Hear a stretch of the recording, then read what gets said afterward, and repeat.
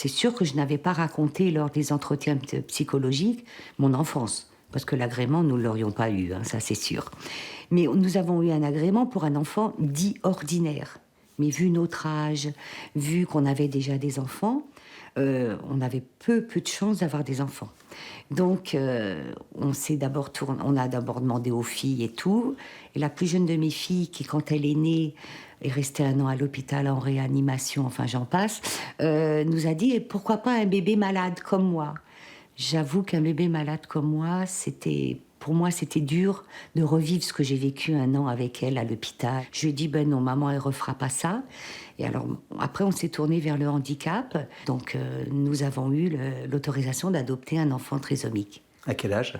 Alors, Jean-David quand nous avons eu le premier, il avait que 3 mois. Et puis, ben, en plus, ce qui a été bien pour Jean-David, c'est que Jean-David n'avait pas été reconnu par ses parents.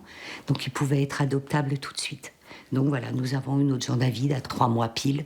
Donc c'était une veille de Noël, c'était merveilleux. Et vous avez continué. Vous avez adopté un deuxième enfant trisomique. Voilà, parce que... Et autiste.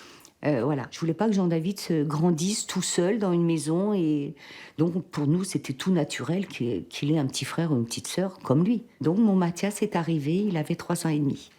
Mais mon Mathias était trisomique, certes, mais psychotique, certainement des tendances autistiques, il se mordait, il se tapait.